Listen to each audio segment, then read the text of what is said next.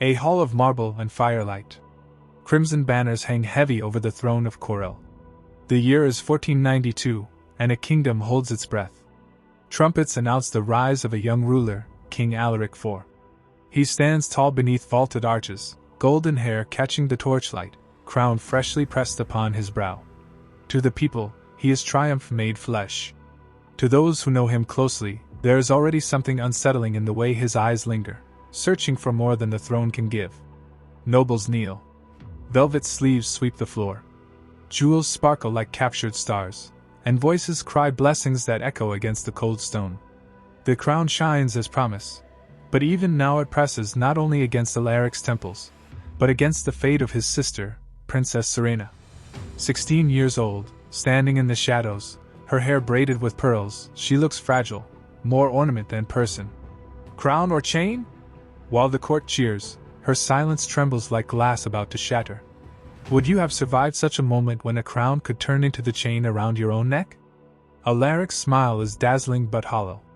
The crown, meant to steady him, sparks instead a deeper hunger. He glances toward Serena, not as a brother honoring his sister, but as a man whose gaze possesses rather than protects.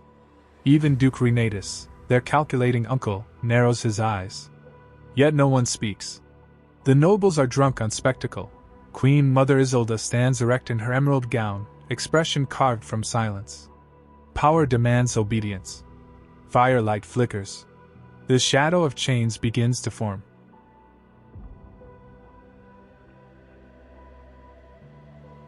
Corel is a kingdom of rituals and appearances. Noble hierarchy defines every breath. Expectations for women are strict, their roles ornamental, their voices optional. Princess Serena, though a child of royalty, is already being shaped into an emblem of grace. Her beauty a tool, her silence a virtue praised more than her thoughts. Alaric IV has just ascended the throne, his brotherly protection already tainted by ambition and possessiveness. Duke Renatus schemes in shadows. Buldrich watches with envy. Queen Mother Isolde maintains her distant composure. Each moves within the weight of tradition, unaware, or unwilling, to see the danger the crown brings. In royal courts, every gesture is codified, even obedience is a spectacle, and silence becomes the language of survival. The coronation crown is not merely gold and jewels, it is authority, spectacle, and above all, a chain.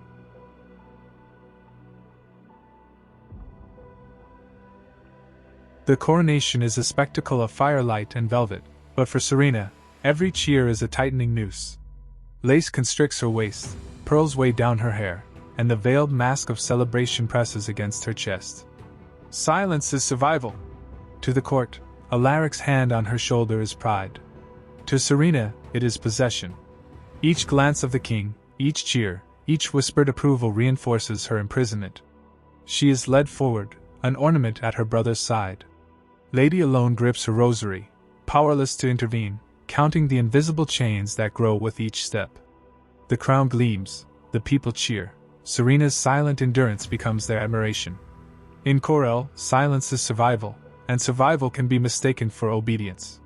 Even within the palace walls, the motif of chains returns. Veils, lace, gilded corridors conspire to suffocate. The crown that elevates her brother already smothers her. Alaric lifts her hand for presentation. Applause is deafening. Every cheer reminds her, the crown's weight is hers too, pressing against her spirit. Outside, winter storms lash the stone walls. Inside, an even colder storm rages, unseen.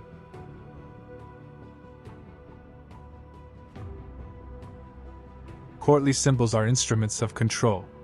A smile, a lowered gaze, a measured step, each is recorded, admired, and used as proof of virtue. Serena's silence, misunderstood as majesty, is rewarded. Gender, tradition, and appearances erase suffering. Obedience is praised over truth. Every whispered conversation, every calculated glance, every ceremonial gesture reinforces power's chains.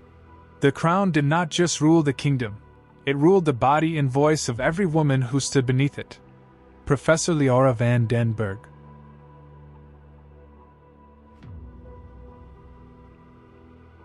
Even today, the crown of silence exists. Public success can mask private trauma. Emotional repression, chronic stress, and invisible suffering persist under applause and praise. Like Serena, people are celebrated for compliance, their struggles unseen, their voices unrecorded. The weight of expectation can suffocate. The gilded cage is not bound in gold alone. It is stitched with smiles, cloaked in silence, reinforced by those who look but refuse to see. What price glory?